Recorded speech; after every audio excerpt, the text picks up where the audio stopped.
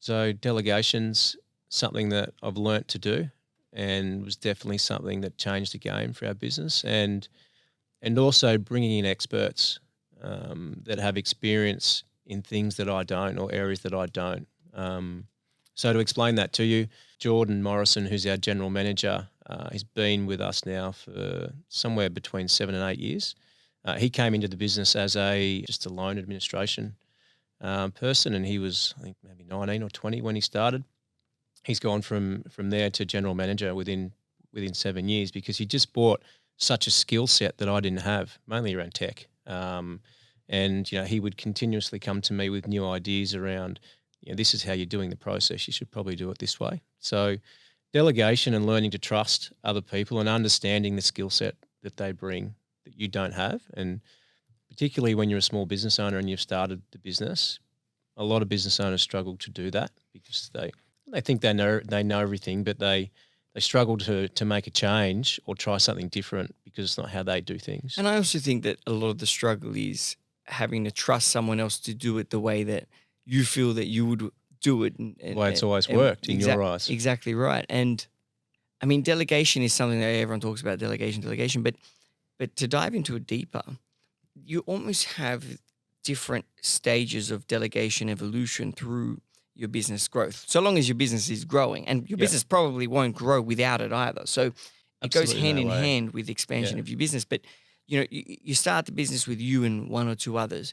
You're doing everything important. You're across everything that's going on. You get to maybe 10 people. You're not doing everything, but you're still across everything that's going on. You still know what's happening on a daily basis with each person.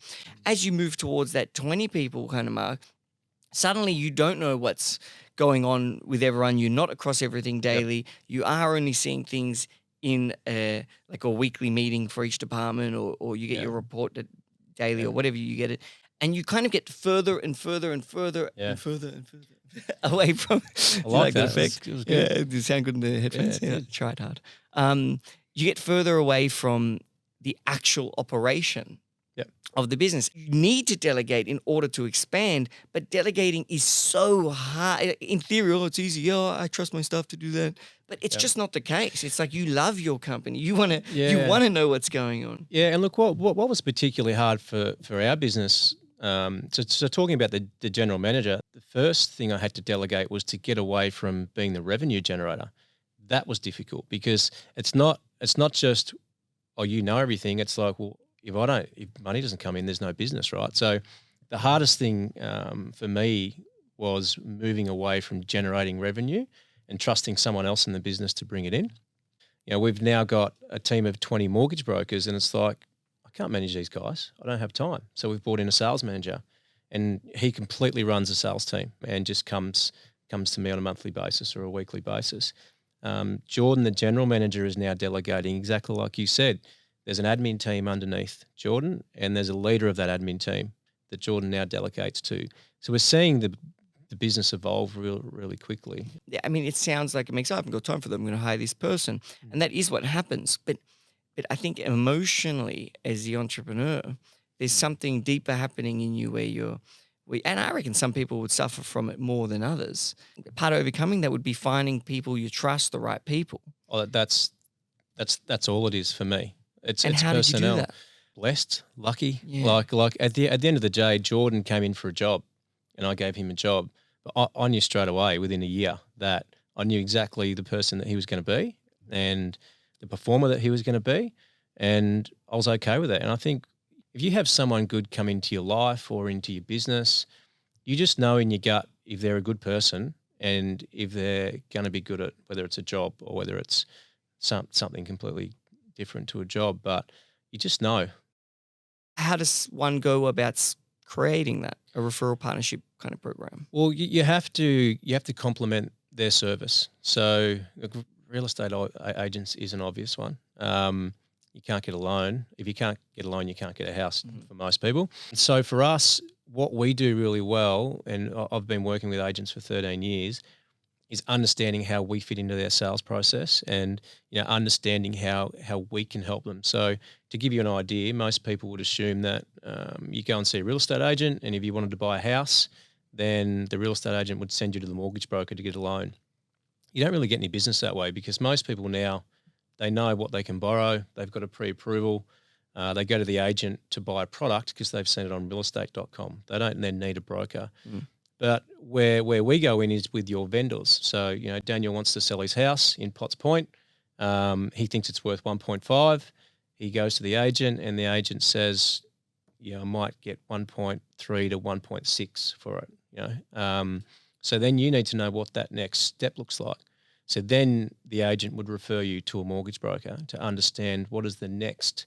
What am I buying next? What are you buying next? Because generally the agent's your first point of call. What's my house worth? So I guess where I was going with that is we actually help them with their listing. So you come see myself or one of our brokers, you've got a good understanding of what the next step looks like. So then you go and list with the agent and put your property on the market. So it's understanding how you can complement them. And also, would you say probably the most important part is just having a good relationship with them, having a good just really having a good relationship with the head of that business. It's all about that. And I might have a relationship with the directors of the franchise group, but I don't have a relationship with all of the agents on the ground. So one of the things that we do with our mortgage brokers is we would put them on maybe one or two offices, and they need to have a presence in that business. So when I say presence, you have a desk in there, because I might be up here with the directors, but it's the salespeople that we need to be speaking to. So we almost sort of infiltrate their business, for lack of a better phrase, and make our people part of their team. And you're just making them front of mind, and you're also making them friends. It's front of mind. Yeah, people do business with people that they like. They're their friends, people that they have a laugh. If they're together all the time. I'm thinking about you all the time. Every time I'm listing a new house, well, guess who I'm going to give the thing to? It's figuring out how to be present. You nailed it. You need to become friends with these people, and you don't go in, oh, I'm going to be friends with that person because I want to get business out of them. It's you work with who you think you can work with. And who you enjoy spending your time with. Exactly right. And then what happens then is people want to help you. So they actually want to see you succeed. So you have to be present. If you're not present and it's not someone that's part of the team, like you can't have, oh, that's John Smith, the finance guy that comes in once a month and asks us for a lead. No, that's our finance guy, John. He's here all the time. Yeah, you've got to be part of the team. Or often. Doesn't have to work there full time, but often he's getting. We say like a day a week, or you've got to be in the sales meetings. In the sales meetings, and I'm zoning in on real estate now, but in the sales meetings, educating real estate agents on what have we found that week in our game, because they need to know. And that works really well. Really good lesson. I like that. Be present, and they make your team like their team, and vice versa. Yep. And so, what's the thinking around providing more than one service? Is it just to simply generate more revenue, or is it?